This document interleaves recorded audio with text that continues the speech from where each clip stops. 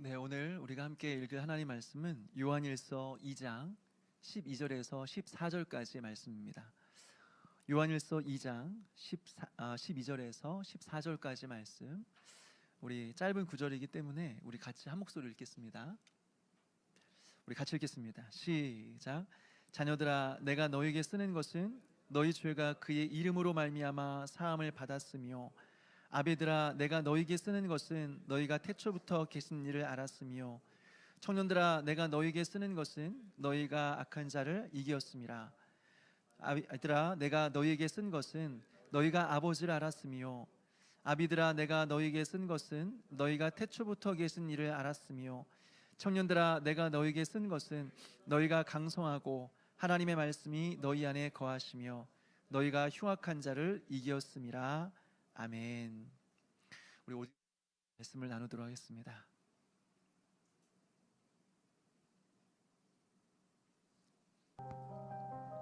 내가 꿈에서 보니 그 다음 날 아침 크리스천이 일어나 순례길을 떠나려 했지만 사람들은 하루만 더 머물라고 만류했다. 그러면서 날씨가 맑으면 기쁨의 산을 보여주겠다고 했다. 기쁨의 산은 지금 있는 이곳보다 천국과 더 가깝기 때문에 보고 나면 마음이 한결 편안해질 거라고 말해주었다. 그 말에 크리스천은 흔쾌히 동의하고 하루 더 머물기로 했다. 아침이 되자 그들은 크리스천을 그 집 지붕 위로 데려가서 남쪽을 바라보라고 했다. 크리스천이 남쪽을 바라보자 저 멀리에 산지로 둘러싸인 아주 쾌적해 보이는 어떤 나라가 눈에 들어왔다. 그곳은 울창한 숲과 포도밭, 온갖 종류의 과일과 꽃, 샘과 연못이 아름답게 어우러져 있었으며 기쁨이 충만해 보였다. 크리스천은 그 나라의 이름을 물었다. 사람들은 그곳이 임마누엘의 땅이며 여기 언덕처럼 모든 순례자들이 향하는 곳이자 그들을 위한 땅이라고 말해주었다. 또한 그곳에 가게 되면 하늘의 성으로 가는 문을 볼 수 있으며 그 성에 사는 목자들도 만나게 될 것이라고 얘기해 주었다. 크리스천이 이제는 순례길을 떠나야겠다고 하자 그제야 사람들도 그러라고 했다. 하지만 떠나기 전에 무기고는 한 번 더 보고 가라고 부탁했다. 크리스천은 무기고에 다시 들렀고 사람들은 길을 가다가 혹시라도 당할 수 있는 공격에 대비해 머리부터 발끝까지 단단히 무장시켜 주었다. 사람들은 무장을 한 크리스천을 문 앞까지 나와 배웅했다. 크리스천은 문지기에게 혹시 이곳을 지나간 순례자가 있었는지 물었다. 문지기는 있었다고 대답했다. 혹시 그 사람이 누군지 아시나요? 크리스천이 물었다. 이름을 물었더니 믿음이라고 하더군요. 아, 그 사람 제가 잘 알죠. 같은 동네에서 살았거든요. 제가 태어난 고향 사람입니다. 그런데 얼마나 멀리 갔을까요? 지금쯤 언덕을 다 내려갔을 겁니다. 그럼 안녕히 계십시오. 주님이 늘 함께 하시길, 제게 베풀어 주신 친절로 더 큰 은총 받으시길 바랍니다. 오늘 이 천로역정을 보게 되니까요. 아름다운 집에 들어간 크리스찬은 이제 마지막으로 그 집의 꼭대기로 안내를 받습니다. 그 집의 꼭대기에 올라가서 창밖을 바라보니까 거기에 뭐가 보였습니까? 바로 아름다운 산과 또 아름다운 숲, 그리고 포도원과 모든 종류의 꽃과 실과들, 그리고 샘물과 분수가 보였습니다. 크리스찬이 아름다운 광경을 바라보면서 마음에 차오르는 기쁨이 있었습니다. 다시 말해서 이곳에 올라오지 않았더라면 이러한 아름다운 장면을 바라봄으로써 이것으로 인한 기쁨을 누리지 못했을 텐데, 이것을 바라보면서 말할 수 없는 기쁨을 누리게 되었다라고 하는 거죠. 여러분에게 이런 경험이 있지 않습니까? 마음이 답답하고 우울한데 한적한 이 시골 마을에 가서 어떤 풍경을 바라보게 되는 거죠. 그런데 너무 아름다운 거야. 아름다운 산이 있고 또 그 앞에 계곡이 흐르고 또 들판에 이 바람에 날리는 곡식들을 바라보는 거죠. 그러면 이 답답했던 마음이 탁 트이면서 마음 깊숙한 곳에 있었던 답답함과 우울함이 다 사라지고 상쾌함과 마음속에서 생기가 솟아오르는 그런 경험이 있지 않습니까? 이번에 저희가 가는 여름 수련회 장소가 그런 곳입니다, 여러분. 식사하고 카페에서 커피를 한 잔 딱 들고 테라스에 딱 나가서 밖을 쳐다보면요, 이런 말할 수 없는, 표현할 수 없는 아름다운 장면이 펼쳐집니다. 그러면 답답했던 마음이 탁 트이면서 이 말할 수 없는 기쁨이 밀려오게 되는 거죠. 지난 월요일에 사역자들과 함께 답사를 다녀왔는데요, 너무 좋더라고요. 그러니까 여러분, 수련회를 가야 되겠습니까? 안 가야 되겠습니까? 가야 되죠. 예. 아름다운 그 광경을 보면서 마음껏 하나님을 찬양하는 그런 은혜가 저와 여러분에게 있게 되기를 주님의 이름으로 축원합니다. 그럼 여러분, 이곳은 어떤 곳일까요? 오늘 설교역정을 보니까 크리스찬이 바라보던 이 곳의 이름을 임마누엘의 땅이다 이렇게 말하고 있습니다. 다시 말해서 이곳에 가면 천성으로 들어가는 그 문이 보이는, 그 문을 볼 수 있는 천국과 매우 가까운 땅이라고 하는 거죠. 크리스찬은 이것을 바라보면서 말할 수 없는 충만한 기쁨을 누리게 됩니다. 그렇다면 여러분, 크리스찬이 아름다운 집에서 맨 꼭대기에 올라가서 기쁨의 산인 임마누엘, 이 땅을 봤다고 하는 것, 그래서 이것을 바라보면서 말할 수 없는 기쁨을 누렸다고 하는 것, 여러분, 이것이 영적으로 어떤 의미가 있을까요? 첫째로, 우리의 신앙의 수준이 높아졌을 때 우리는 거기서 말할 수 없는 기쁨을 누리게 된다라고 하는 겁니다. 여러분, 우리가 신앙생활을 열심히 함에도 불구하고 왜 우리에게 기쁨이 없을까요? 우리가 교회 처음 오게 되면 처음 나왔다고 여기저기서 막 인사도 해주고 신경도 써주고 챙겨줍니다. 그리고 올 때마다 막 반겨주고 반가워합니다. 그래서 그게 좋으니까 이제 교회 나오기 시작하는 거죠. 근데 어느 순간 보니까 항상 반가워해 주는 건 아니에요. 그래서 처음 교회를 나올 때는 뭔가 이렇게 새롭기도 하고 신선하기도 하고 또 설레임도 있어요. 그리고 나름 뭔가 들어보지 못했던 말도 들으면서 이런 말씀도 있구나, 좋은 말씀이네, 이런 깨달음도 있는 것이죠. 근데 계속 교회를 다니다 보니까 이제는 다 그 말이 그 말 같아요. 다 똑같은 말 같아요. 결국에는 서로 사랑하라는 거구나, 결국에는 열심히 기도하라는 거구나, 결국에는 교회 열심히 나와서 예배 잘 드리라는 거구나, 결국에 말씀대로 순종하라는 거구나, 다 거기서 거기네.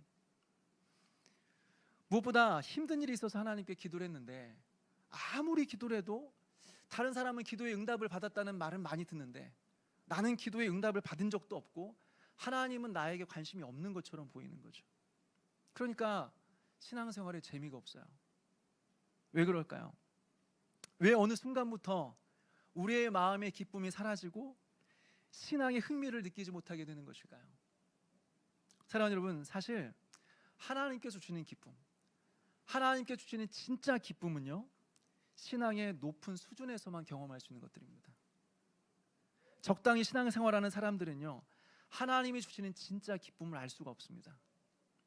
어느 정도의 수준에 올라가야 돼요. 그러면 이전에 신앙이 어렸을 때는 도저히 경험하지 못했던 그런 새로운 영적인 눈이 열리면서 지금까지 경험하지 못했던 우리의 수준을 뛰어넘는 하나님이 주시는 기쁨을 누리게 된다라고 하는 거죠.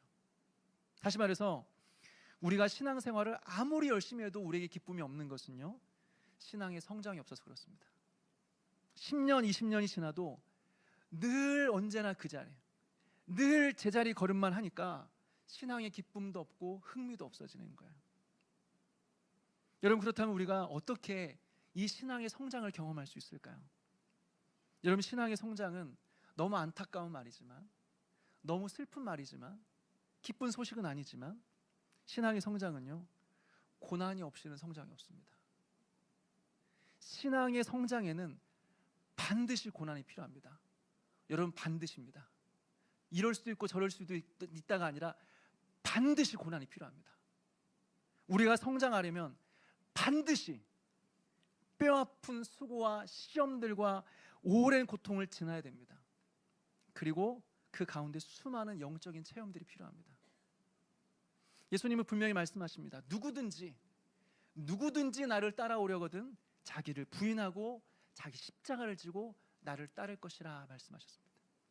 무슨 말이에요?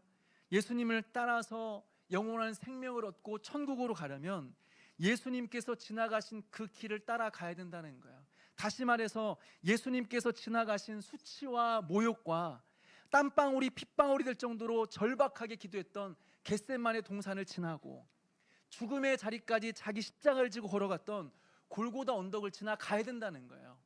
거기를 지나가야 그 길 지나서 부활도 있고 생명도 있고 승천도 있고 하늘 보좌도 있다라고 하는 거죠. 여러분, 이 길이 아니면 부활도 없고 영생도 없습니다.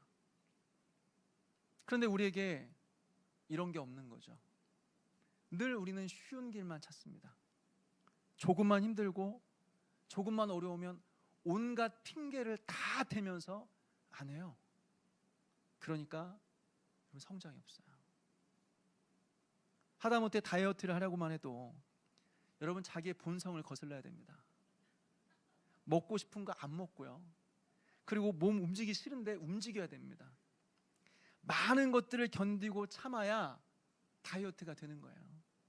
그래야 건강 유지가 되는 거죠. 하물며 육체의 건강을 위해서도 이렇게 본성을 거스르면서 이런 원리를 따라 살아가야 되는데, 하물며 우리의 영혼을 위해서 조그만 수고도 없이 여러분 영혼의 성장이 있겠습니까?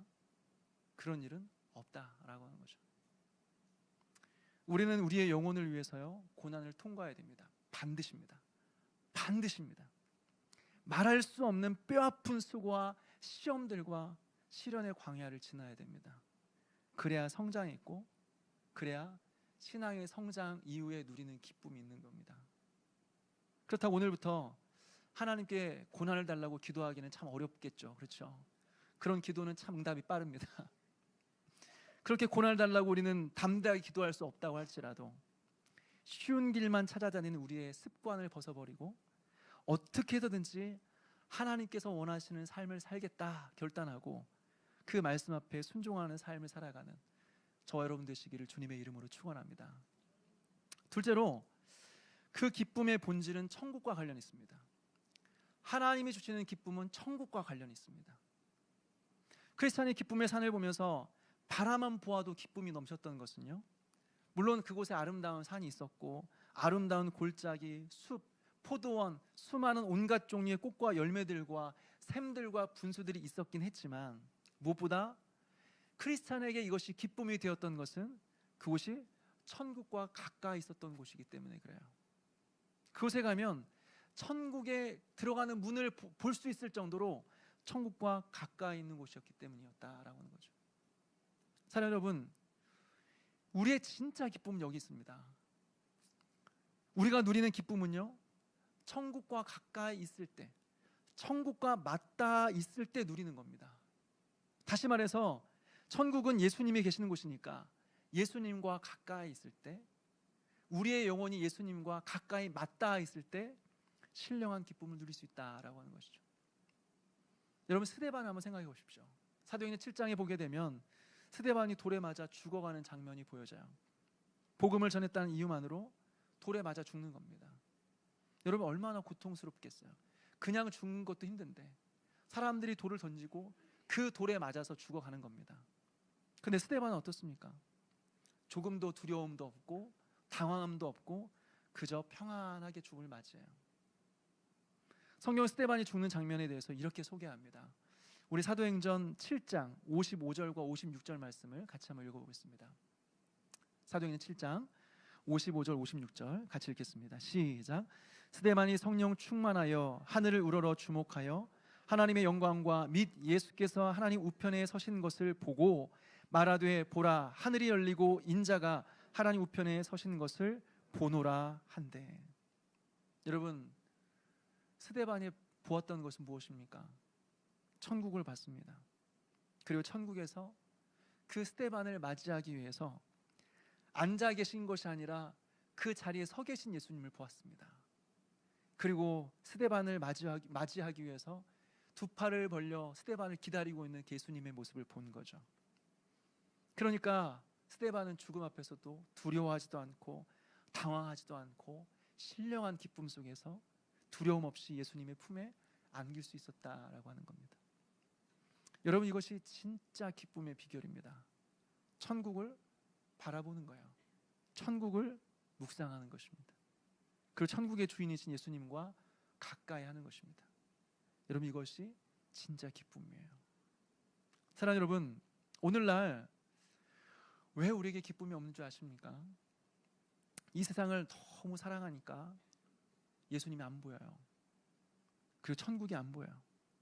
이 세상에서 누리는 기쁨이 너무 크다 보니까 천국의 기쁨이 마음속에 다가오지 않아요.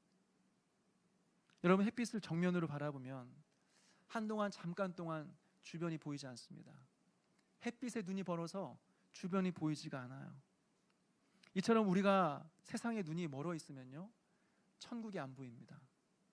하나님이 보이지 않습니다. 그러나 하나님으로 인한 그러니까 하나님으로 인한 기쁨이 없는 것이죠. 그러니까 뭘 해도 허무해요. 뭘 해도 만족이 안 돼요. 사랑하는 여러분, 이 세상에 눈이 머는 것이 아니라 우리 하나님께 눈이 멀어서 세상과 나는 간 곳이 없고 오직 구속한 주만 바라봅니다 라는 이 고백이 저와 여러분에게 있게 되기를 주님의 이름으로 축원합니다. 그렇다면 여러분, 이 우리가 신앙의 높은 단계에 이르러서 어떻게 우리가 신앙의 기쁨을 누릴 수 있을까요? 오늘 우리가 읽은 요한일서 말씀을 보니까요, 우리가 어떻게 신앙의 성장과 성숙을 누릴 수 있는지를 가르쳐주고 있습니다. 오늘 요한은 우리에게 신앙의 3가지 단계가 있다 가르쳐주고 있어요. 첫째는 어린아이들의 단계, 둘째는 청년들의 단계, 그리고 셋째는 아비들의 단계라고 하는 겁니다. 여기서 먼저 우리가 기억해야 될 것은요, 각 단계가 나이 순서는 아니라고 하는 거죠. 우리가 아무리 나이가 많아도 막 신앙생활을 시작한 신앙의 초보들이 있을 수 있습니다. 또 나이가 아무리 어린 청년이나 어린 아이들 중에서도 열정이 넘치고 기도의 깊이가 있는 그런 성숙한 사람들이 얼마든지 우리 가운데 있을 수 있죠. 그러니까 이것은 나이가 아니라 신앙의 영적인 성숙도를 말하고 있다라고 하는 겁니다.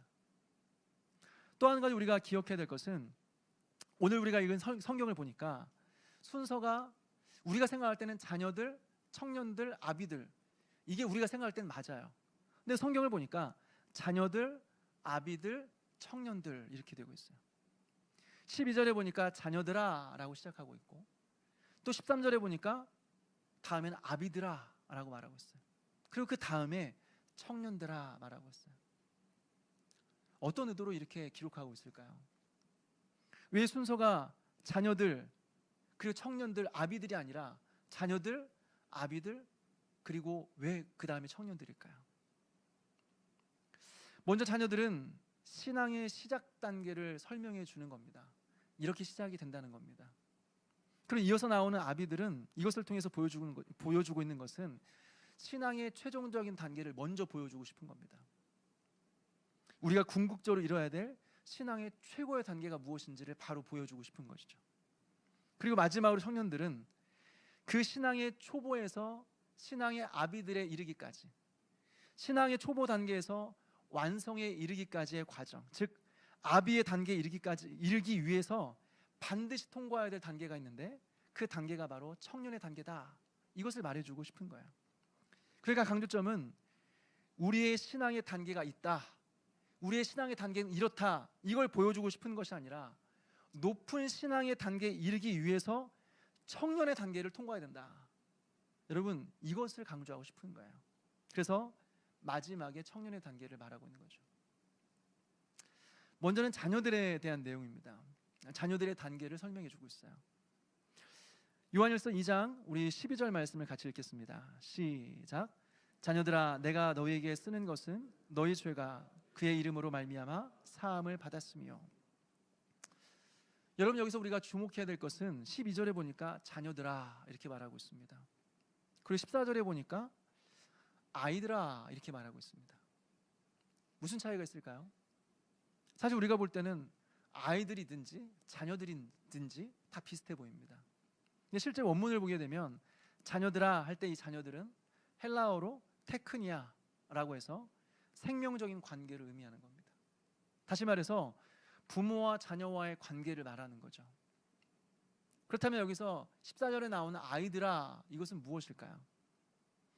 아이들은 원문 이 헬라어로 보게 되면 파이디아라고 해서 장성한 어른이 아니다라고 하는 것을 말하고 있는 겁니다. 다시 말해서 강조점은 뭐냐? 아직 성장해야 될 단계가 남아있는 그런 존재다. 다시 말해서 미숙한 단계다, 이걸 말해주고 있는 거예요. 그런데 이 단어를 함께 섞어 쓰고 있는 이유는 무엇일까요? 신앙의 초보의 단계에서 이 두 가지 특징이 동시에 나타나고 있다라고 하는 거죠. 보십시오. 신앙의 초보라고 하는 것은 어쨌든 예수 그리스도를 믿고 거듭나서 이제 하나님의 자녀가 된 겁니다.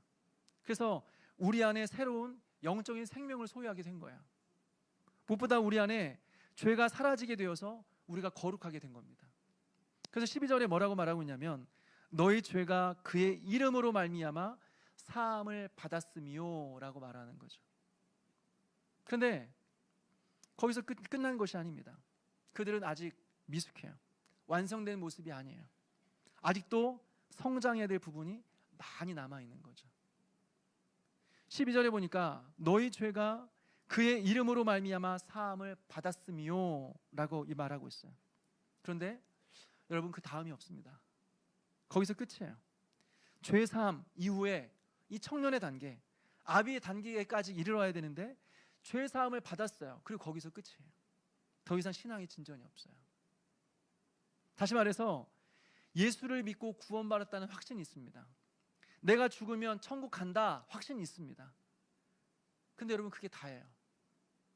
평생 하나님 앞에서 자신의 연약함만 호소하고 있어요. 늘 애기처럼 징징거려요. 섬김도 없고 늘 섬김만 받아요. 그래서 10년, 20년이 지났는데 그대로예요. 변한 것이 없어요. 성장이 없어요. 그러면서 항상 하는 말은 하나님, 내 모습 이대로 받아주옵소서. 이렇게 하나님께 강요해요. 그리고 본인은 아무것도 하지 않아요. 여러분, 이것이 바로 자녀들의 단계입니다. 하나님의 놀라운 구원의 은혜와 사주의 은혜를 받았어요. 그런데 그게 다예요. 겨우 평생 자기 몸 하나만 돌보는 거예요. 평생 신앙생활하고 나서 마지막에 자기 영혼 구원받는 것, 자기의 영혼이 천국 가는 것, 이것밖에 없어요. 이게 전부예요.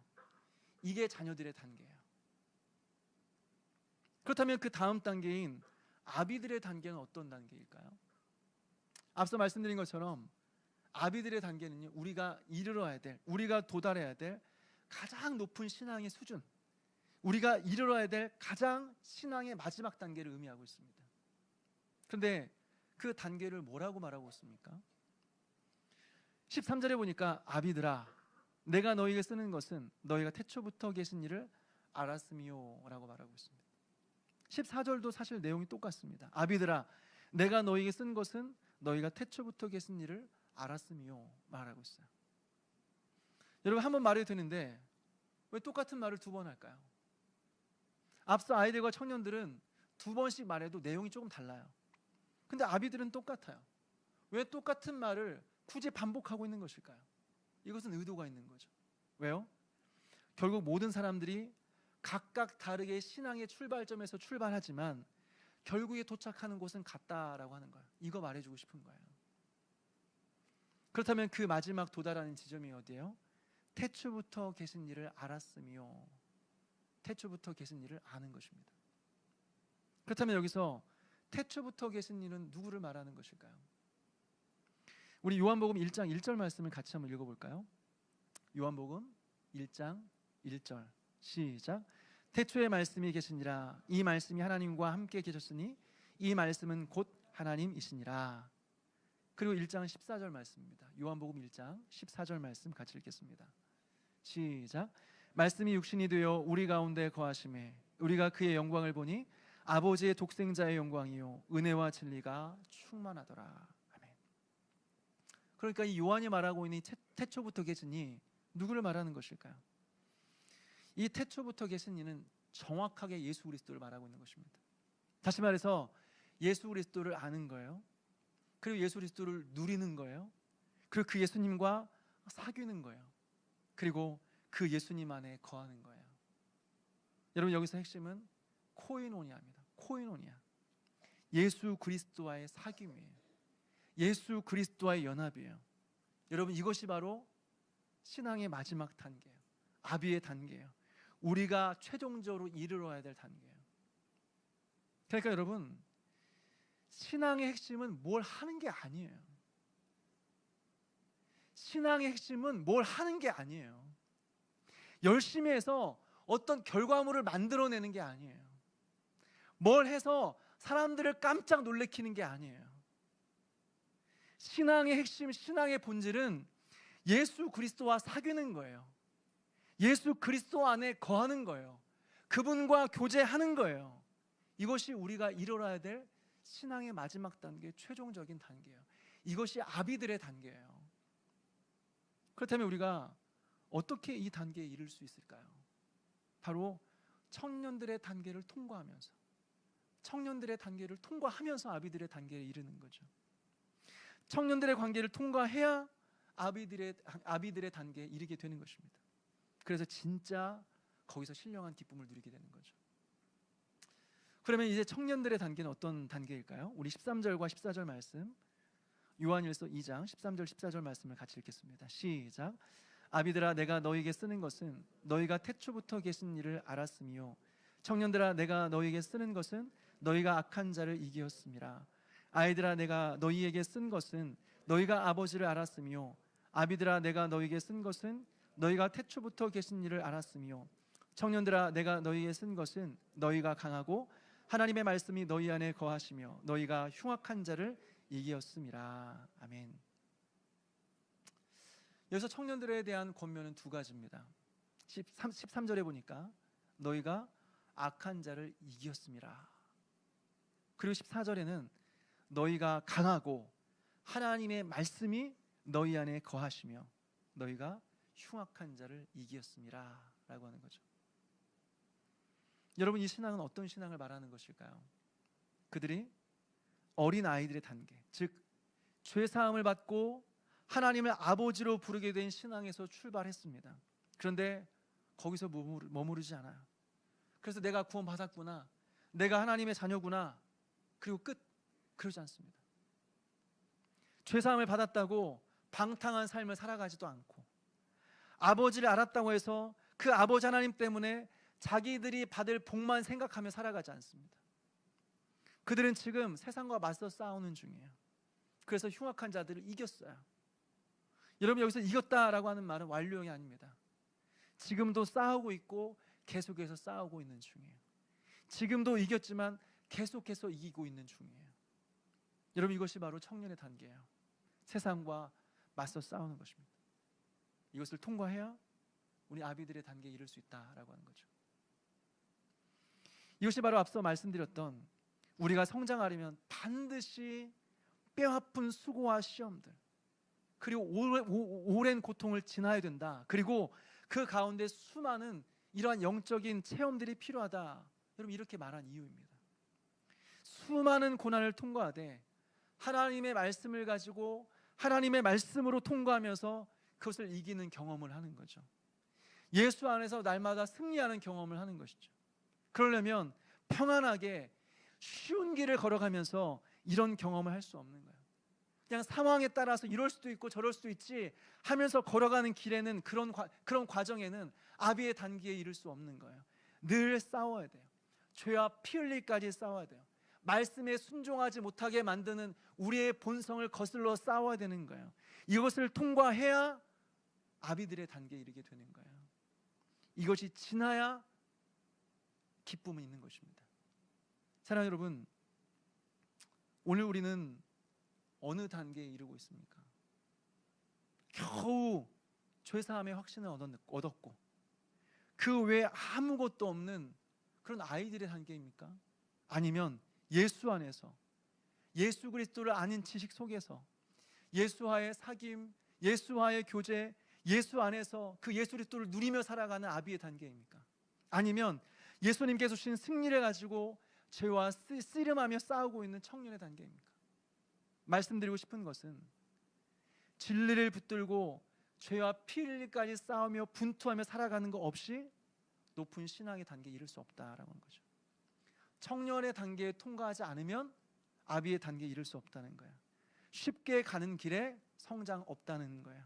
날마다 신앙의 진보와 성장 없이 기쁨 없다는 거예요. 사랑하는 여러분, 이 말씀 앞에서 왜 우리가 지금껏 오랜 기간 동안 열심히 신앙생활 했는데 왜 기쁨이 없었는지를 깨닫게 되길 바랍니다. 그것은 하나님께서 우리에게 뭘 더 안 주셨기 때문이 아니에요.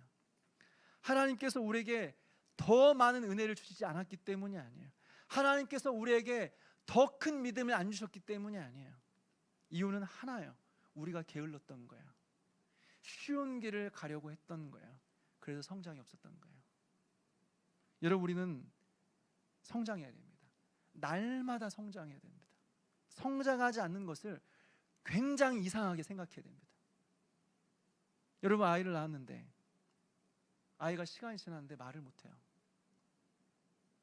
다 커서 뛰어다니는데 말을 못해요. 또 나이가 들어가는데 키가 안 자라요. 여러분, 그러면 그것이 부모에게 얼마나 근심이 되겠습니까? 아이를 낳아놨는데 아이는 예쁜데 안 자라요. 성장이 없어요. 부모에게 얼마나 근심이 되겠습니까? 그것은 매우 비정상적인 일이죠. 병원에 가서 치료를 받아야 되는 겁니다. 여러분, 우리도 마찬가지입니다. 우리 안에 예수님을 믿고 구원을 받았어요. 예수의 생명이 있어요. 죽었다 살아났어요. 그럼 이제 자라야 돼요. 우리 안에 생명이 있으면 성장해야 돼요. 이게 자연스러운 거예요. 우리 안에 예수의 생명이 있고 우리가 죽었다 살아나는데 성장하지 않는 것은 굉장히 이상한 일이에요. 굉장히 큰 문제예요. 그럼 여러분, 오늘 이 말씀을 통하여서 우리의 인생길에 주 안에서, 말씀 안에서 날마다 죄와 싸우고 분투하는 가운데 승리하며 예수 안에서 예수를 누리고 예수와의 사귐과 그 교제 속에서 살아가는 그런 아비의 단계에 이르는 저와 여러분 되시기를 주님의 이름으로 축원합니다.